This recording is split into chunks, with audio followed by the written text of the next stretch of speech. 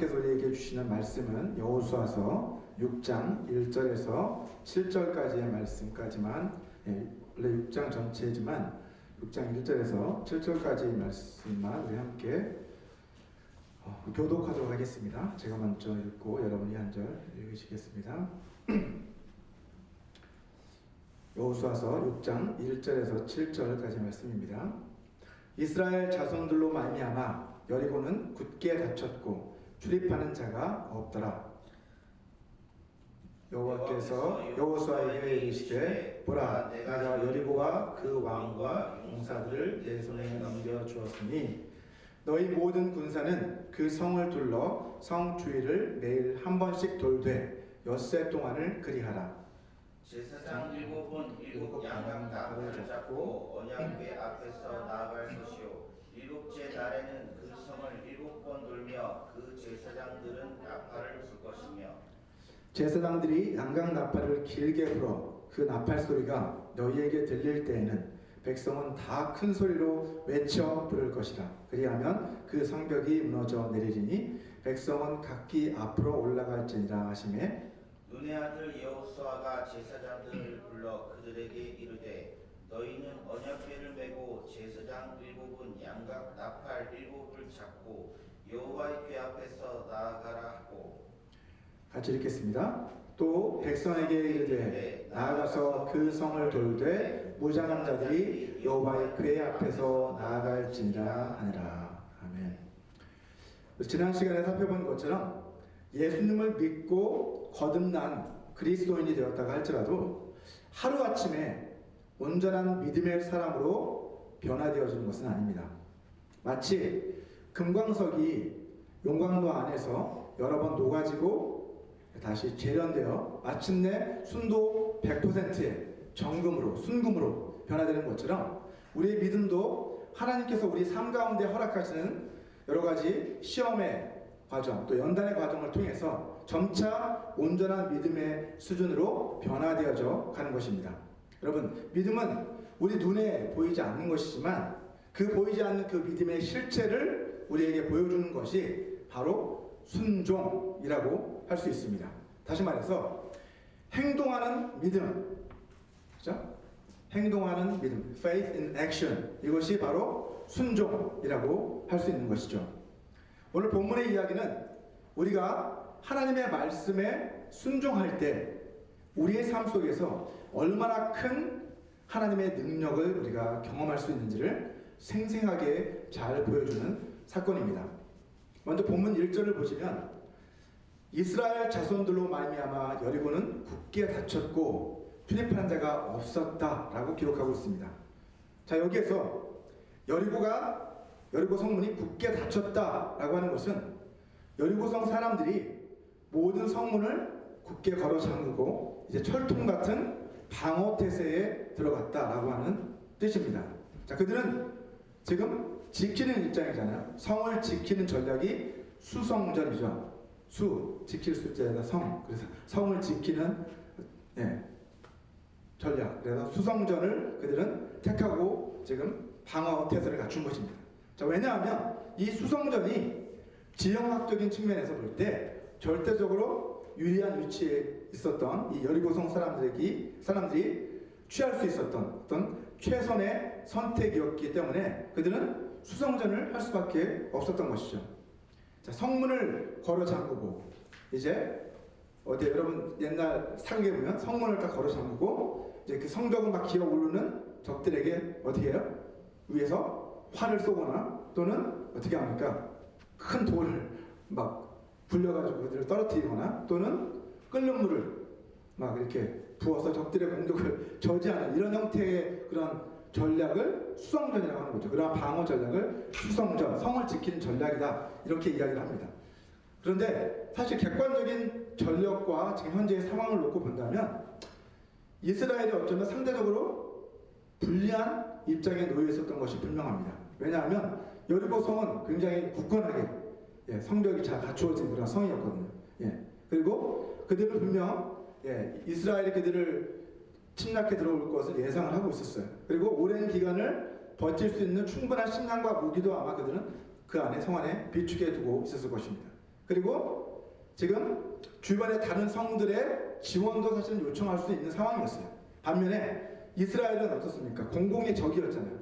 그죠? 가나안 부족들의 적이었어요. 공공의 적이었어요. 그리고 이들은 계속해서 사막을 거쳐 이제 가나안 땅까지 오면서 비축해 둔 식량이라고는 전혀 없었습니다. 그리고 그들은 계속해서 움직였기 때문에 고대에 성을 공격하는 데 주로 사용되었던 투석기 아시죠?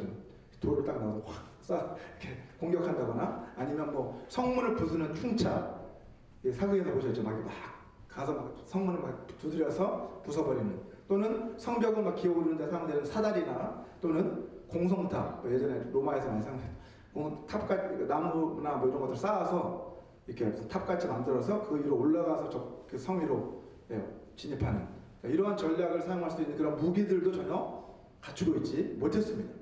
자, 그러나 본문 2절 말씀을 한번 보시면 하나님이 뭐라고 말씀하십니까? 여호와께서 여호수아에게 이르시되 보라, 내가 여리고와 그 왕과 용사들을 내 손에 넘겨 주었으니 라고 그렇게 과거형으로 말씀을 하십니다. 넘겨줄 거야가 아니라 왜? 이미 너에게 넘겨주었어. 이렇게 하나님이 그에게 말씀하십니다. 공격도 시작하기 전에 이미 여호수아에게 승리를 보장해 주신 것입니다. 자, 그리고 여기에서 뭐라고 하십니까? 여기서 그들을 이스라엘에게 넘겨주었다라고 말씀하시지 않고 뭐라고 말씀하십니까? 내 손에 넘겨주었다 라고 이렇게 말씀하신 것은 하나님이 세우신 이스라엘의 영적 리더로서의 여호수아의 그 역할이 얼마나 중요한지를 그에게 다시 한번 일깨워 주시기 위함입니다. 또한 본문 3절에서 5절까지의 말씀을 한번 보시면 하나님께서는 여호수아에게 여리고성을 점령하기 위해서 이스라엘이 해야 할 일이 무엇인지를 구체적으로 말씀해 주십니다. 먼저 3절 말씀을 한번 보시면 하나님께서는 이스라엘의 모든 군사들을 동원해 엿새 동안 여리고성 주위를 하루에 한 번씩만 돌라고 지시를 내리십니다. 그죠? 너희 모든 군사는 그 성을 둘러 성 주위를 매일 한 번씩 돌되 엿새 동안을 그리하라 라고, 그러니까 엿새 동안 한 번씩만 성을 돌라라고 말씀하십니다. 자, 그리고 이어서 4절을 보시면 성을 돌 때 어떠한 대응을 갖추어서 돌아야 하는지를 알려주시죠. 무엇이 중심에 있냐면 언약궤가 그 중심에 있게 하고, 그리고 그 바로 앞에는 7명의 제사장들이 서고 그들이 각각 양강나팔을 손에 들고 행진하면서 나팔을 불어야 한다 라고 이렇게 지시를 내리십니다. 자, 그런데 다른 날들과 달리 마지막 7번째 날에는 그 성을 어떻게 하라? 한 번만 도는 게 아니라 7번을 돌아라 라고 이렇게 명령을 하시죠. 5절 말씀을 보시면 마지막 7째 바퀴를 이제 그 7째 날에 7번을 돌 때 마지막 7번째 바퀴를 다 돈 뒤에 어떻게 하겠습니까? 제사장들이 양강나팔을 길게 불어서 신호를 주면, 그죠? 양강나팔을 길게 불어서 신호를 딱 주면 어떻게 하라고요? 온 백성이 다 함께 일제히 큰 소리로 함성을 지르라는 거예요. 자, 그러면 여리고의 성벽이 무너져 내릴 것이다 라고 이렇게 말씀을 하셨습니다. 자, 그 다음에 그 성벽이 무너져 내리고 나면 어떻게 하라고요? 백성은 일제히 올라가서 진격해 올라가서 돌격 앞으로 그래서 올라가서 그 성을 어떻게 하라? 점령해라. 이것이 하나님이 그들에게 지시하신 작전 계획이에요. 이 성을 공략하는 작전 계획. 자, 여기까지가 하나님께서 여호수아 개인에게 지시하셨던 내용입니다. 이 전체를 모아놓고 이스라엘 백성에게 말씀하신 내용이 아니라 이스라엘의 최고 사령관이었던 여호수아를 불러다가 하나님께서 여호수아에게 나타나셔서 그에게 말씀하신 내용이에요. 자, 보통 성을 방어하는 전술을 아까 뭐라고 그랬어요? 수성전. 요즘 많이 하는 수성전이라고 하는데, 반대로 성을 공격하는 입장에서는 어떤 전략을 써야 되겠어요? 방어하면 안 되겠죠. 그죠? 성을 공격해야 되니까 공성전 이렇게 합니다. 공격한다 그렇죠? 성을 공격하는 전략에서 그래서 공성전이라고 하는데 이 공성전에서는 주로 어떤 전략을 사용하냐면 성을 주로 포위하죠, 그죠? 성을 포위합니다. 그리고 성 안에 식량이 바닥날 때까지 끈질기게 어떻게 하는 거예요? 기다리는 거예요. 성을 포위한 뒤에 아무도 출입 못하게 하고 끈기 있게 기다리는 포위 작전. 자, 혹은 어떻게 해요? 좀 더 시간을 앞당기기 위해서 끈질기게 기다릴 시간이 없으면 어떻게 해요? 갱도를 파요. 땅굴을 파요. 그들이 알 수 없는 곳에 땅굴을 파기 시작해서 어떻게 해요? 은밀하게 성 안으로 침투해 들어갈 수 있는 길을 찾는 거죠, 그게. 그죠? 땅굴을 파거나 어디 보통 우리가 계곡이나 그런 데를 찾아서 들어가는 거죠. 몰래 침투해서 어떻게 해요? 적의 지휘부를 타격하거나 또는 기습 작전을 통해서 어떻게 해요? 성문을 열어 제끼는 그런 전술을 주로 사용합니다. 하지만 공격하는 그 사람들의 보급이 충분하지 못할 때는 어떻게 하겠습니까? 여러분? 보급이 어디 공격을 멀리 원정 가서 공격을 하면 어떻게 돼요? 보급로가 확보되지 않고 보급이 충분히 되어지지 않으면 식량이 계속해서 공급이 되고 무기가 공급되고 이런 것들이 제대로 이루어지지 않으면 어떻게 돼야 돼요? 오랜 시간을 끌 수가 없잖아요. 그래서 어떻게 해요? 그때는 성의 가장 취약한 부분을 찾습니다. 그리고 어떻게 하는 거예요? 일제히 집중적으로 거기만 계속해서 공략을 하는 거예요. 거기가 무너져야 될 그쪽이 뚫릴 때까지 계속해서 거기만 집중적으로 공략하는 그런 단기간의 승부를 보는 정면 공격도 그 전술 가운데 한 전술입니다. 자, 이러한 여러 전략들이 있는데, 자, 그런데 하나님께서 이스라엘의 최고 지휘관이었던 여호수아에게 지시하신 그 공격 전술은 제가 방금 전에 말씀드렸던 이러한 전술들 가운데 그 어디에도 속하지 않는 아주 희귀한 아주 그러한 아주 어떻게 보면 상식적으로 생각해 보면 말도 안 되는 그런 전술이잖아요, 그죠? 성을 그냥 돌기만 하고 함성을 들으면 그게 무너질 거야. 말도 안 되는 전술입니다, 사실은. 자, 그러나 어떻게 합니까, 여호수아는? 그렇게 승리를 약속하신 그 말도 안 되는 하나님의 그 말씀을 듣고도 그는 그 말씀에 전적으로 순종했습니다. 어떻게 그가 그렇게 순종할 수 있었을까요?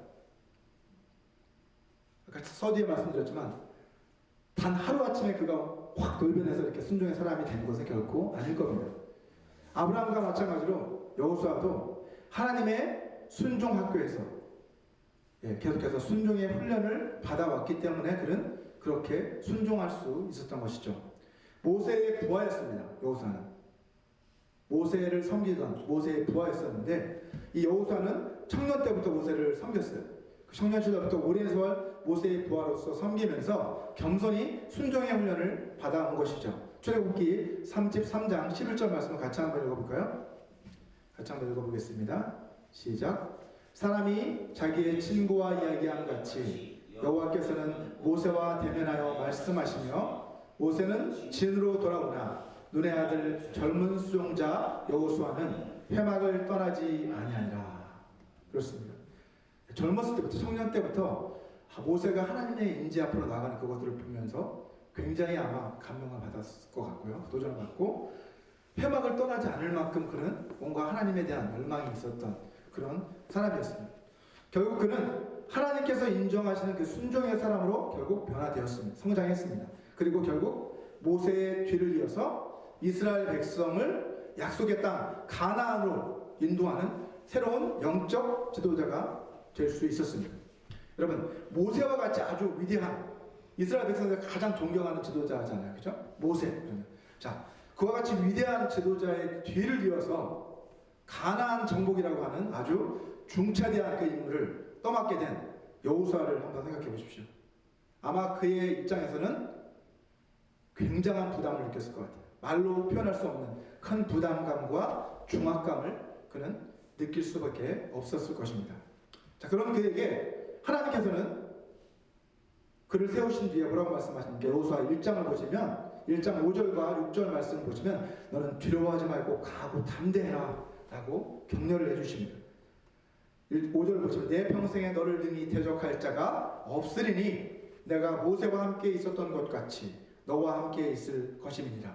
내가 너를 떠나지 아니하며 버리지 아니하리니 6절 강하고 담대하라. 너는 내가 그들의 조상에게 맹세하여 그들에게 주리라 한 땅을 이 백성에게 차지하게 하리라 라고 하나님이 그를 격려하시며 다시 한번 약속해 주십니다. 자, 여호수아가 하나님의 말씀에 철저히 순종할 수 있었던 것은 이러한 하나님의 약속의 말씀을 듣고 또 그 말씀을 믿었기 때문입니다. 사실 하나님께서는요, 시내산에서 모세를 통해서 이스라엘 백성들에게 율법을 내려주실 때부터 이미 가나안 전쟁, 이 전쟁은 내게 속한 전쟁이다 라고 말씀하셨고, 하나님께 속한 전쟁이다, 그리고 하나님의 군대가 싸우는 영적 전쟁이다 라는 것을 선포하셨습니다. 우리 출애굽기 23장 20절에서 23절까지의 말씀을 같이 한번 보시겠습니다. 먼저 20절을 보시면 우리 여호와 이레의 하나님, 준비하시는 그 하나님께서는 한 사자를 앞서 보내시죠. 그리고 이스라엘 백성을 그 길에서 보호해 주신다고 말씀하십니다. 그리고 그가 그들을 보호해 주실 것이고, 또 마침내 주님이 예비해 주신 그 약속의 땅으로 그들을 인도하시겠다라고 그렇게 약속하고 계십니다. 그 다음 절 21절 한번 보시면 너희는 삼가 그의 목소리를 청종하고 그를 노엽게 하지 말라. 그가 너희의 허물을 용서하지 아니할 것은 내 이름이 그에게 있음이니라 라고 말씀하십니다. 하나님께서는 이스라엘 백성이 자신이 보낼 그 사자, 하나님이 보낼 사자를 어떻게 해야 된다? 그에게 온전히 그 목소리를 청종해야 된다. 그 말은 순종해야 된다. 그의 명령에 온전히 순종해야 한다. 왜냐하면 그 사자는 어떤 존재이기 때문에 하나님의 이름으로, 하나님의 이름이 그에게 있는 자, 곧 하나님의 이름으로 파송이 되어서 하나님을 대표하는 하나님과 같은 그런 존재이기 때문이라는 것입니다. 마치 여러분 한 나라의 사절단, 사신단을 보낼 때 그 사절단은 무엇을 나타내는 거예요? 그 나라의 왕을, 또 그 나라를 대표하는 사람들로서 그렇게 가는 것처럼 마치 하나님이 보낸 그 사자는 하나님 자신을 대표해서 지금 그 역할을 감당하고 있는 것이에요. 자, 그 다음 절에 22절을 한번 보시면 그들이 그 사자의 명령에 순종하면, 목소리를 잘 청종한다는 것은 순종하면, 그리고 내 말대로 행하면, 순종하면 내가 내 원수에게 원수가 되고 내 대적에게 대적이 될지라. 이게 무슨 말입니까? 내 원수에게 원수가 되고 내 대적에게 대적이 된다. 그죠? 그럼 뭐예요? 원수의 원수는 뭐다? 내 편이잖아요. 그죠? 대적의 대적은 내 편인 거예요. 그죠? 결국 하나님이 어떻게 해요? 우리 편이, 결국 우리 편이 되어준다는 것보다는 하나님이 그들에게 대적이 되고 원수가 되어주심으로써 결국은 우리를 위하시는 것이 되는 거죠. 그죠? 자, 이어서 23절을 한번 보시겠습니다. 자, 23절을 보시면 자신이 보낸 그 사자가 어떻게 해요? 앞서가서, 여호와 이레 하나님이시죠. 앞서가셔서 그들을 가나안으로 인도해 줄 것이고, 또 아모리 사람, 헷 사람, 브릿 사람, 가나안 사람, 히윗 사람, 여부스 사람, 누구예요? 가나안 족속들이죠. 그들을 어떻게 한다? 그들에게로 인도해주고 그들에게 가서 어떻게 하는 거예요? 나는 그들을 끊으리니, 영어로는 destroy. 그러니까 뭐예요? 하나님께서 그들을 어떻게 해요? 멸망시키실 것이다. 그 사자가 너희들을 앞서가서 그들에게 너희를 인도하고 그들을 그 앞에서 그 사자가 멸절시킬 거야.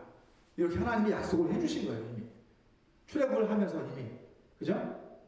시내산에서 하나님이 이 약속을 이스라엘 백성들에게 내려주셨습니다. 무슨 말입니까? 가나안 이 정복 전쟁은 우리가 하는, 그들이 이스라엘이 하는 전쟁이라기보다는 이것은 하나님께 속한 전쟁이다. 너희는 전적으로 하나님의 말씀에 순종하기만 하면 된다 라고 지금 말씀하고 계신 거예요.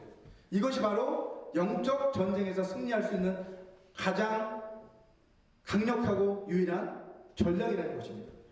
하나님의 말씀에 전적으로 순종하는 것, 그것이 우리의 전략이 되어야 한다는 것이에요.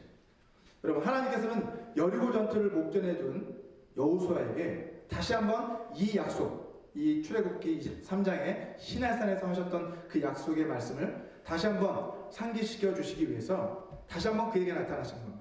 여호수아서 5장 13절, 우리 본문 말씀 바로 앞에 보면 5장 13절부터 15절까지의 말씀 한번 보도록 하겠습니다. 먼저 13절을 보시면 여호수아가 여리고에 가까이 이르렀을 때에 눈을 들어본즉 한 사람이 칼을 빼어 손에 들고 마주 서 있는지라 라고 말씀하고 있습니다. 자, 이제 여리고를 공략하기 위해서 여호수아가 여러 가지 고민이 깊었을 겁니다. 어떻게 저 성을 공략할 것인지. 그러면서 이제 그 전략을 세우기 위해 여리고성 가까이 정찰을 갔는데 갑자기 누가 나타난 거예요? 한 사람이 나타난 거예요. 칼을 빼두고 이렇게 서 있는 사람 앞에 딱 마주친 거예요. 그죠? 어땠을까요? 당신은 어떤 상황이에요? 지금 전시 상황이잖아요. 그죠? 여리고와의 전투를 목전에 두고 있는 전시 상황이었기 때문에 여호수아는 어떤 생각을 했을까요? 퍼뜩 드는 생각이 이게 지금 우리 편이야 적이야, 그러니까 아군이야 적군이야, 이런 생각을 먼저 했던 것 같습니다. 그래서 뭐라고 묻습니까? 너는 우리를 위하느냐 우리의 적들을 위하느냐, 이렇게 그에게 묻습니다. 그죠? 너는 아군이냐 아니면 적군이냐, 이걸 묻는 거예요. 군대에서 굉장히 중요한, 전쟁 상황에서 굉장히 중요한 것 같아요. 암구호라고 보통 하잖아요. 그죠? 여기서 고구마, 뭐 감자 이렇게 해가지고 확인을 하는 게 아군인지 아닌지, 자, 이런 것처럼 굉장히 중요한 거예요. 너는 적군이 아군이야 피하식별을 하고, 그리고 물어보는데 뭐라고 얘기를 하냐면 아니라, 이렇게 대답이 좀 이상하잖아요. 그죠? 난 적군이야 아군이야, 이게 아니라 아니야, 이렇게. 자, 히브리어로는 로라고 하는데, 로라고 하는 부정부사예요. 근데 그게 뭐냐면 영어는 neither 이런 뜻이에요. 이것도 아닌 것도, 네가 말한 둘 다 아니야, 이런 뜻이에요. 그러니까 그래서 나는 무슨 뜻, 이스라엘 편도 아니고 여리고 편도 아니야. 뭐라고 해요? 나는 하나님의 군 사령관이야, 이렇게 대답을 한 거예요. 그죠? 그러니까 많은 사람들이 하나님이 내 편이다, 뭐 이런 말을 많이 하는데, 사실은 그건 정확한 표현은 사실은 아닙니다. 성경적으로 봤을 때는 우리가 하나님 편에 서야 되는 거죠, 사실은. 그죠? 근데 여기 보면, 그래서 이 천사는, 이 사자는 나는 여호와의 군사령관이야, 이렇게, 이 편도 저 편도 아니야, 이렇게 말씀을 하십니다. 자, 여기서 말하고 있는 나타난 이 사자, 이 사람, 이게 누굴까요? 아까 우리가 앞에서 읽었던 출애굽기 23장에서 하나님이 미리 너희를 위해 보내시겠다라고 약속하셨던 그 사자, 메신저라는 것을 우리는 알 수 있습니다. 어떤 분들은 여호수아에게 나타난 이 하나님의 군사령관을 천사장 미가엘이다 라고 그렇게 보기도 하지만, 저는 이 존재는 하나님을 대신해서 나타난 하나님의 사자, 곧 더 나아가서 선지하신 하나님의 아들, 곧 육신으로 우리 가운데 오시기 전에 로고스, 말씀이셨던 그리스도라고 생각합니다. 예수님이 여기 이 땅 가운데 육신을 입고 오시기 전에 없으셨던 게 아니에요. 제가 누누이 말씀드리지만 그분은 영원전부터 하나님과 함께 계신 하나님 말씀이시고 하나님이시라고 요한복음 1장 말씀하고 있잖아요. 그분이 이제 구약의 이스라엘 백성들에게 자주 나타나셨죠. 아브라함에게도 나타나셨고, 그런데 이제는 군사령관의 모습으로 이 여호수아에게 나타나신 거예요. 자, 그것을 더 한번 확증해주는 말이 뭐냐면, 여호수아가 그에게 어떻게 합니까, 여러분? 여호수아는 보면 14절에 보시면 여호수아가 얼굴을 땅에 대고 엎드려 절하고 이렇게 표현하고 있어요. 자, 여호수아가 그에게 경배를 합니다. 여호수아가 그에게 경배를 하는 것을 그 사자는 어떻게 합니까? 그냥 내버려 두시죠. 그죠? 그리고 막지 않으십니다. 이것은 뭐예요? 성경에서 천사들이 나타났을 때 사람들이 주로 막 두려워서 어떻게 그 앞에 엎드려 절을 하죠. 그럴 때 천사들은 보통 뭐라고 얘기해요? 나도 너와 같은 하나님의 종이다, 나에게 절하지 마라, 이렇게 막잖아요. 그죠? 근데 이 존재는 그렇지 않다라는, 이것이 하나의 증거라고 볼 수 있어요. 이 존재는 좀 다른 존재구나. 자, 오직 경배를 받으시기 합당하신 분은 오직 하나님 한 분이시잖아요. 그죠? 자, 다음 절 15절을 보시면 좀 더 확실해집니다. 하나님의 군사령관은 여호수아에게 뭐라고 말합니까? 여호와의 군대 대장이 여호수아에게 이르되 내 발에서 신을 벗으라. 내가 선 곳은 거룩하니라 라고 그렇게 말씀을 하십니다.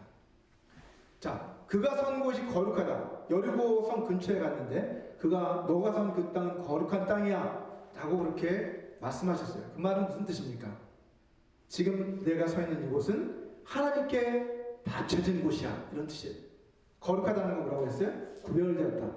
뭐를 위해서? 하나님을 위해서 따로 set apart, 구별해 놓았다라는 뜻이에요. 드려졌다. 그죠?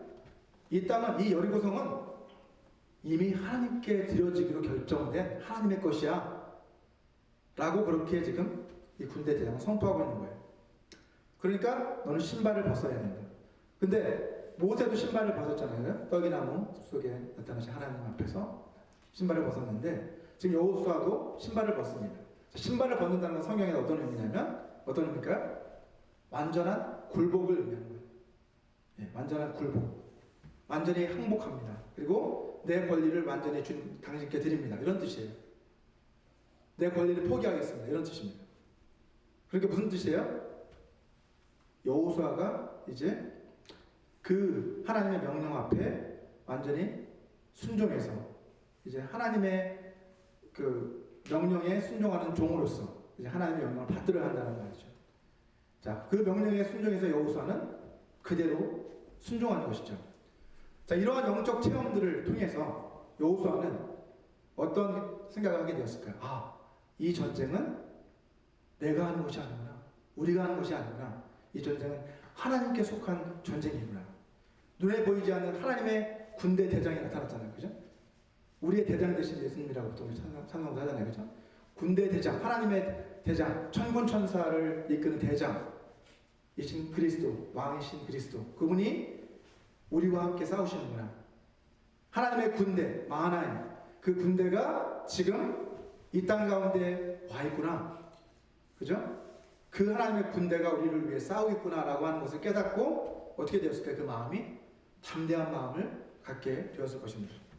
자, 오늘 본문 6장에서 6장 6절부터 10절까지를 보시면 이제 하나님이 여호수아 개인에게 하신 그 말씀대로 여호수아가 이제 이스라엘 백성들에게 나아가서 그들에게 그 명령을 다시 전달하는 그러한 내용들이 기록이 되어 있습니다.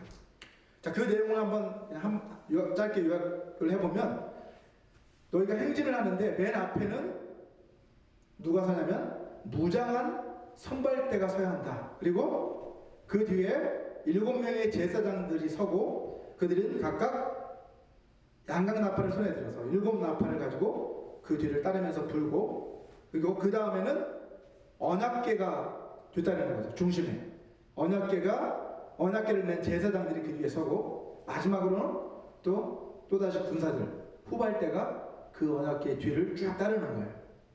자, 이런 대형으로 지금 그 성을 6번, 하루에 한 번씩 6번 돌고 마지막 7째 날에 7바퀴를 돈 뒤에 함성을 외쳐라.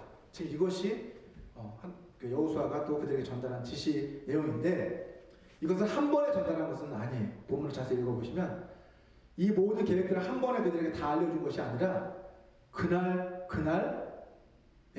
그렇게 그들에게 미리 지시했다는 것을 자세히 한번 나중에 본문을 읽어보시면 알게 될 것입니다. 자, 10절을 한번 보시면 여호수아는 이스라엘 백성에게 여리고성 주변을 도는 동안에 어떻게 하라고 명령을 내립니까? 너희가 여리고성을 돌되 외치지 말며 너희 음성을 들리게 하지 말며 너희 입에서 아무 말도 내지 말라 라고 그렇게 지시를 내립니다. 자, 여러분 사람이 수십 명만 모여도 어떻습니까?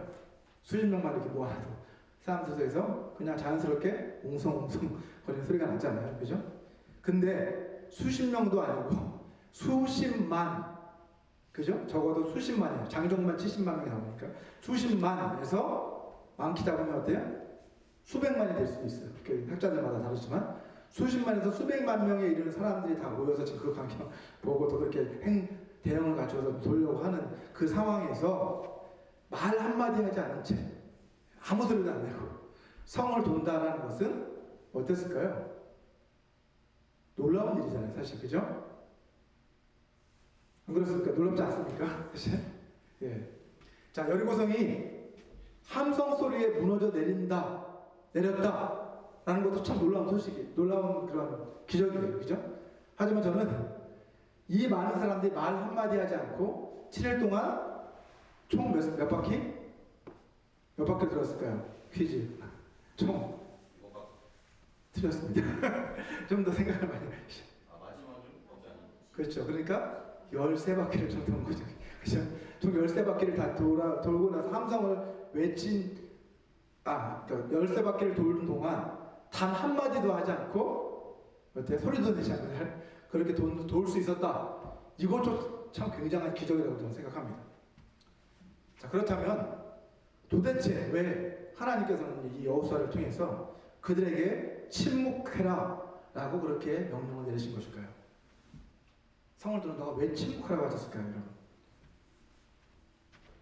첫 번째, 모든 육체는 하나님의 그 임재의 위험 앞에서 우리는 입을 다물 수밖에 없기 때문입니다. 침묵할 수밖에 없는 존재이기 때문에 하나님의 임재의 그 위험이 나타났을 때 우리는 입을 다물 수밖에 없어요. 그렇지 않습니까?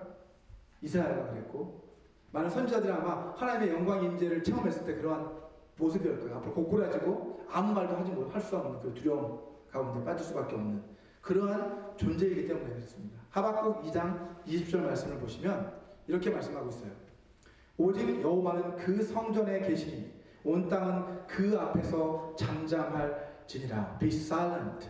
그리고 똑같이 스가랴 2장 13절에서도 보시면 모든 육체가 여호와 앞에서 잠잠할 것은 여호와께서 그의 거룩한 처소에서 일어나심이니라 하라 하더라 라고 말씀합니다. 예, 그 성전에 계실 때에도 그 앞에 잠잠해야 될 텐데 그가 그 성전에서 일어나셔서 이제 그들 가운데 나타나실 때는 어떻겠습니까, 여러분? 예, 그들은 그 앞에 잠잠할 수밖에 없는 거예요. 두 번째로 그들 자신의 뜻과 생각을 내려놓고 하나님의 음성에 더 귀를 기울이게 하라는 뜻이죠. 그죠? 자, 신명기 27장 9절과 10절 말씀을 같이 한번 보도록 하겠습니다. 신명기 27장 9절을 먼저 보시면 모세와 레위 제사장들이 온 이스라엘에게 말하여 이르되 이스라엘아 잠잠하여 들으라. 오늘 내가 내 하나님 여호와의 백성이 되었으니. 자, 이스라엘 백성들에게 너희들이 잠잠해라. Be silent. 예, 침묵하면서 이제 어떻게 하라는 거예요? 말을 하지 말고 들어라. 이런 뜻이에요. 무엇을? 그 다음 절을 보시면 그런즉 내 하나님 여호와의 말씀을 청종하여 내가 오늘 내게 명령하는 그 명령과 규례를 행할지니라. 이렇게 말씀하십니다. 우리가 하나님 앞에 be silent, 침묵해야 되는 이유가 뭐예요? 내가 집중해서 하나님이 지금 나에게 하시려는 그 말씀을 청종하기 위해서, 귀 기울여 듣고 거기서 멈추지 않고 더 나아가 그것을 행하기 위해서 우리는 하나님 그 임재 앞에는 침묵해야 한다는 것이죠. 그럴 때가 필요합니다. 자, 마지막으로 하나님께서 그들을 위해서, 너희를 위해서 행하실 그 일을 기대하기 위해서 너희는 침묵해라. 너희를 위해 싸울 것이니 너희는 그 앞에 잠잠하라. 출애굽기 14절 말씀을 보시면 이렇게 말씀하십니다. 여호와께서 너희를 위하여 싸우시리니 너희는 가만히 있을지어다. Be still before him. 이처럼 하나님께서는요, 이스라엘 백성들에게 여리고 성을 돕는 동안 침묵을 명령하셨습니다. 그것은 그들이 하나님의 말씀에 순종하는 그 사람들이 될 수 있도록 그렇게 준비되어 가도록 그렇게 명령하셨고, 또한 하나님께서 이제 친히 오셔서 내가 너희를 위해 싸울 테니 너희는 잠잠히 그냥 기다려라. 이런 뜻을 또한 내포하고 있다고 할 수 있는 것이죠. 잠잠히 기다리면 그냥 있으라는 게 아니라 어떻게 했을까요? 그 마음속 간절히 연락했겠죠. 그죠? 하나님의 그 말씀이 정말 이 말씀대로 우리가 순종하면 저 성을 정복할 수 있겠구나. 마음의 기도를 침묵 기도죠, 사실은. 그죠? 그렇게 기도하며 열망하며 너희는 기다리라는 것이에요. 여호수아서 6장 14절과 15절 말씀을 통해서 우리는 이스라엘 백성이 첫째 날부터 여섯째 날까지는 여리고성을 하루에 한 바퀴씩 돌았고 마지막 7번째 날에는 7바퀴를 돌았다는 것을 알 수 있죠. 자, 이 여호수아서 6장 전체를 나중에 한번 집에 가서 자세히 읽어보시기 바랍니다. 이 6장 전체를 읽어보시면 여호수아는 하나님께서 지시하신 그 내용을 한꺼번에 다 아까도 말씀드렸듯이 다 전달한 것이 아니라 날마다 그 날에 해당하는 그 명령들을 전달했다는 것을 알 수 있어요. 아마도 첫 번째 날에는 어땠을까요? 최고사령관이었던 이 여호수아의 지시가 떨어졌을 때 군대가 이제 소집되잖아요. 그렇죠? 군인들이 소집되고 이제 언약궤를 중심으로 대열을 갖춘 행진의 대형을 갖추기 시작하는 거예요. 그리고 여리고성 둘레를 드디어 이제 행군에 나가기 시작하는데 여리고성 둘레를 이제 돌기 시작하는 거예요. 자, 그때 사람들의 마음속에는 어떤 생각이 들었을까요? 아, 이제 드디어 전쟁이 시작되는구나. 긴장감이 있었겠죠. 그죠? 그리고 한편으로는 하나님이 어떻게 역사하실까? 라고 하는 그런 긴장감뿐만 아니라 하나님이 어떻게 역사하실까라고 하는 기대감 역시도 아마 그들 마음속에 공존해 있었을 것입니다. 왜냐하면 그들은 이미 무엇을 체험했습니까? 물론 홍해의 기적 사건도 체험했고 광야에도 하나님의 능력들을 체험했지만 그들은 다음 세대잖아요. 그것을 직접 체험한 자들이 아니고 다음 세대였어요. 그 전 세대들은 다 광야에서 멸망했어요. 하나님을 원망하다가. 그죠? 어떻게 보면 이들을 침묵하게 하신 또 하나의 이유도 그렇겠죠. 입만 열면 원망했던 그 전 세대들과 달리 이들은 하나님의 순종, 하나님의 음성의 귀를 기울이는 순종의 사람들로 준비시키기 위해서 그들에게 침묵을 요구하셨는지도 모르겠습니다. 그런데 이 성을 돌 때 그들 마음속에 어떤 기억이 가장 최근의 기억이 있었어요? 요단을 건넜던, 요단강을 건널 때도 똑같은 기적이 일어나잖아요. 요단을 흘러내릴 그 물이 어떻게 됐어요? 하나님께서 막아 세우니까 요단물이, 그죠? 멈춰섰잖아요. 그죠? 흐르던 물이 멈춰섰어요. 그리고 마른 땅으로 그들이 요단강을 맨발로 마른 땅으로 건넜어요. 그죠? 자, 이러한 경험을 그들은 직접 했단 말이에요. 이러한 기적의 체험을 했던 그들 안에는 또한 이러한 하나님의 기적에 대한 기대감 역시도 그들 가운데 있었을 것이라는 것이죠. 자, 그런데 성을 한 바퀴 다 돌았는데도 아무런 일도 일어나지가 않았습니다. 그죠?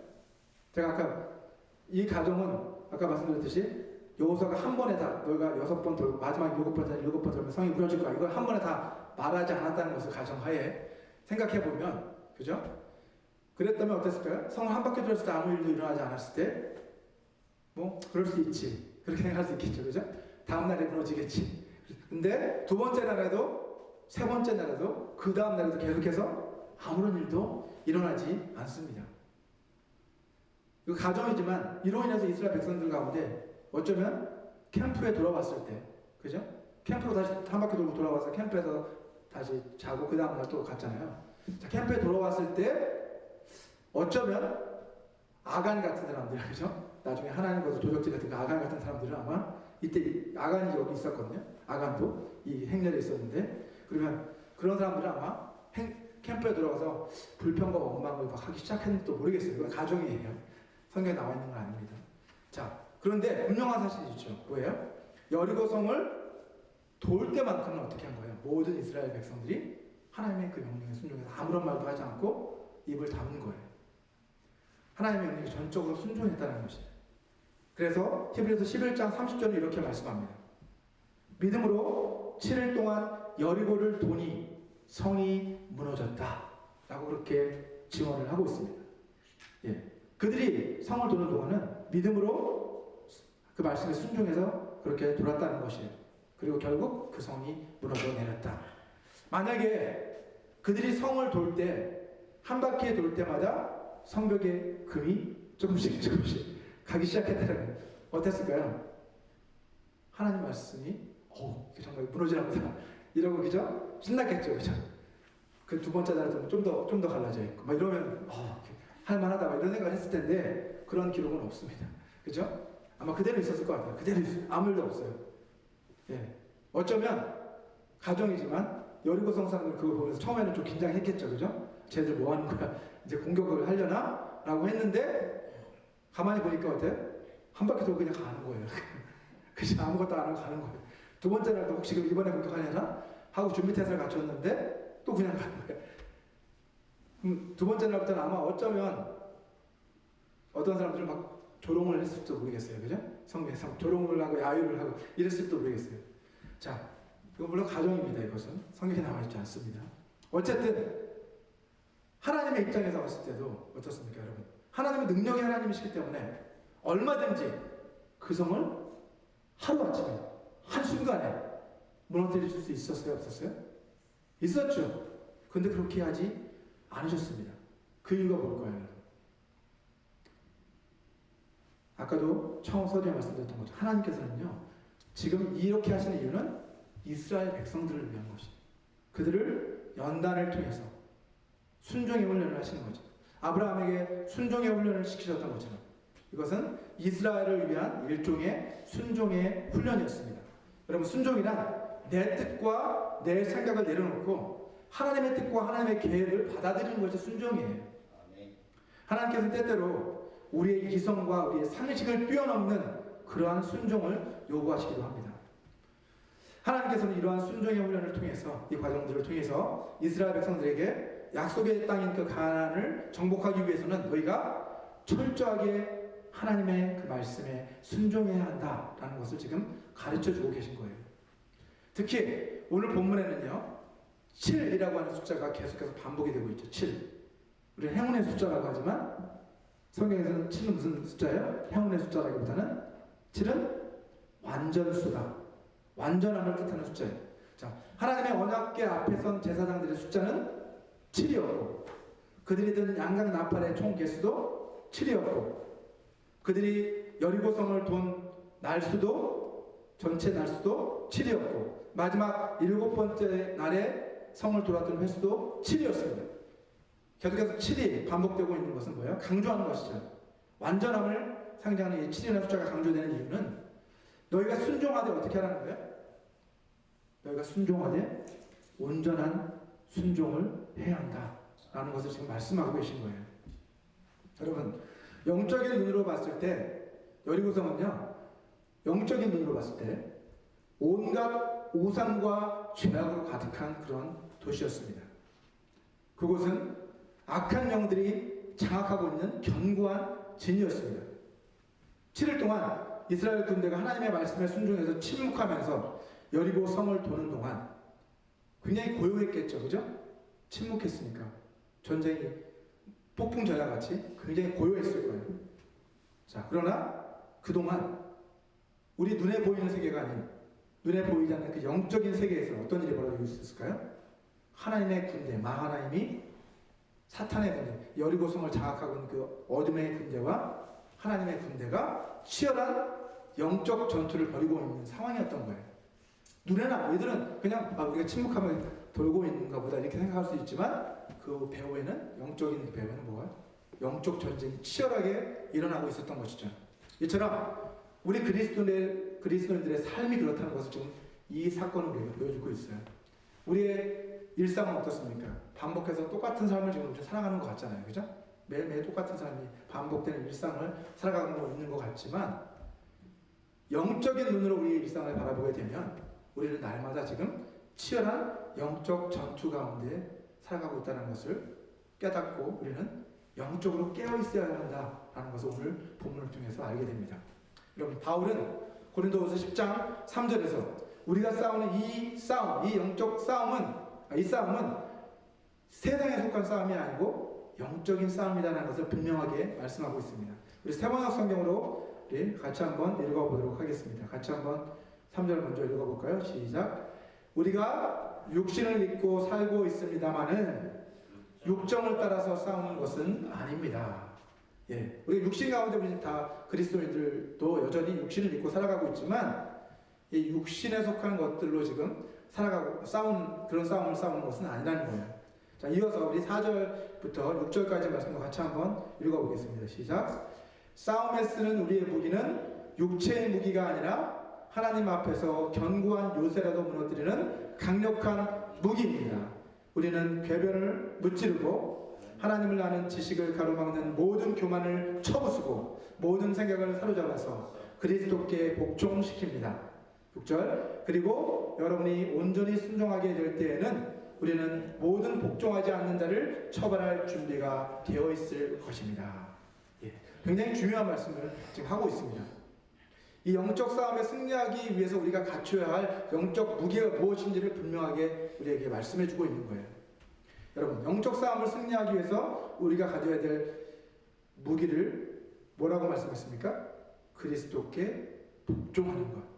이것이 영적 싸움의 승리의 비결이라는 거예요. 그리고 그리스도께 복종한다는 것은 다른 말로 하는 거예요. 하나님의 말씀에 대한 온전한 순종을 의미하는 거예요. 이스라엘 백성이 여리고 성을 돌 때 언약궤가 그 중심에 위치해 있었잖아요. 그죠? 중심에 있고 앞뒤로 군사들이 또 나팔을 부는 제사장들이 그렇게 위치해 있었던 것처럼 우리의 영적 싸움의 그 중심, 우리의 삶의 중심에는 무엇이 중심이 되어야 된다고요? 언약궤고 하나님의 말씀이 중심이 되는 삶을 우리가 살아나가야 된다. 그럴 때 우리는 영적 싸움에서 승리할 수 있다는 것이 여리고성 전투를 통해 우리에게 보여주셨고, 그죠? 또 사도 바울 역시 우리에게 그런 말씀을 지금 하고 있는 것이에요. 여러분 모두가 묵묵히 하나님의 때를 기다리면서 하나님의 말씀에 순종함으로써 날마다 영적으로 승리하는 삶을 살아가게 되시기를 주님의 이름으로 축원합니다. 아멘. 우리 이 시간 오늘 주신 그 메시지를 생각하시면서 잠시 눈을 감고 기도하는 시간을 좀 갖기 원합니다. 반주를 좀 부탁드리고요. 우리 반주해 주실 때 같이 한번 오늘 말씀을 생각하시면서 함께 기도했으면 좋겠습니다.